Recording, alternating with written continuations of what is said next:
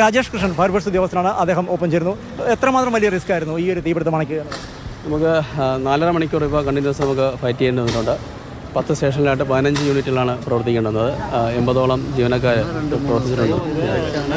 ഈ ആക്രി ഷോപ്പായിരുന്നല്ലോ, അല്ലെങ്കിൽ ആക്രി കടയായിരുന്നല്ലോ, അതുകൊണ്ടുണ്ടായ ഒരു റിസ്ക് എന്തായിരുന്നു? സാധാരണ ഈ രാത്രി കാലങ്ങളുണ്ടാകുന്ന ഫയർ എന്ന് പറയുമ്പോൾ ഔട്ട് ഓഫ് കൺട്രോൾ ആവാൻ സാധ്യതയുണ്ട്. പക്ഷെ നമുക്ക് കറക്റ്റായിട്ട് ഇൻഫർമേഷൻ കിട്ടി. 2 മണിക്കാണ് ഫയർ ഉണ്ടായത്. 2:10 തന്നെ നമുക്ക് ഗാന്ധി ഫയർ സ്റ്റേഷനിൽ ഇൻഫർമേഷൻ കിട്ടി. അതാണ് നമുക്ക് ഏറ്റവും ഗുണകരമായിട്ടുള്ള ഒരു കാര്യം. പിന്നെ അത് തൊട്ടടുത്ത സ്റ്റേഷനടുത്ത് തന്നെയാണ് നമ്മുടെ ഈ ഒരു സ്ക്രാപ്പ് കട സ്ഥിതി ചെയ്യുന്നത്. അതുകൊണ്ട് തന്നെ പെട്ടെന്ന് എത്തിപ്പെടാൻ പറ്റി. പിന്നെ ഒരു ടാസ്ക് വന്ന് നമുക്ക് പ്രധാനമായിട്ട് ഇങ്ങനെയുള്ള റോഡിൻ്റെ ഒരു ആക്സസ് വളരെ കുറവാണ്. അതൊരു ടാസ്ക് ആയിരുന്നു. മാത്രമല്ല ഇലക്ട്രിക് ലൈനുണ്ട്. ഇലക്ട്രിക് ലൈനിലാണ് സ്പാർക്ക് ആദ്യം ഉണ്ടായത്. അതുകൊണ്ട് തന്നെ വാഹനങ്ങൾ ആദ്യം എത്തിപ്പെടാനുള്ള ഒരു തടസ്സം ഉണ്ടായി. മൂന്നാമതായിട്ട് റെയിൽവേ ലൈൻ തൊട്ടടുത്തൂടെ പോകുന്നുണ്ട്. അതും ഒരു ടാസ്ക് ആയിരുന്നു. അപ്പോൾ ഇതെല്ലാം ഓവർകം ചെയ്തുകൊണ്ട് തന്നെ തുടക്കത്തിൽ ഫയർ ഫൈറ്റ് ചെയ്യാൻ സാധിച്ചതിൽ നമുക്ക് പൂർണ്ണമായിട്ടും കൺട്രോൾ ചെയ്യാൻ പറ്റും. തൊട്ടടുത്ത് 2 ലോഡ്ജുണ്ട്. ലോഡ്ജിലേക്ക് ഫയർ സ്പ്രെഡ് ആവാതെ നമുക്ക് കൺട്രോൾ ചെയ്യാൻ പറ്റും. ഈ തീപിടുത്തത്തിന് കാരണം എന്താണെന്നുള്ള സംബന്ധിച്ചൊരു വരുന്നുണ്ട്. എന്തായാലും ഇലക്ട്രിക് സർക്യൂട്ടിൽ നിന്നുള്ള ഫയറാണ് നമുക്ക് ഇനിഷ്യലി നമുക്ക് ഡിറ്റക്ട് ചെയ്യാൻ പറ്റിയത്.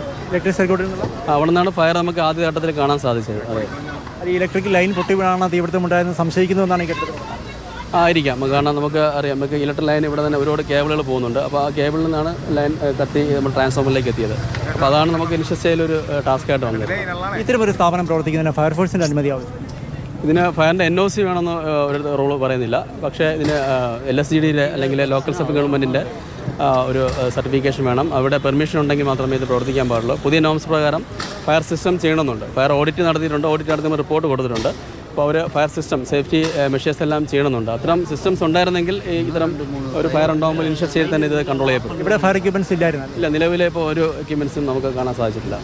എത്ര ഫയർഫോഴ്സ് ഉദ്യോഗസ്ഥരാണ് ഇതിൽ പങ്കെടുത്തത്? ഇതിലിപ്പോൾ 65-70ഓളം പേര് പങ്കെടുത്തിട്ടുണ്ട്. എത്ര സ്റ്റേഷനിൽ?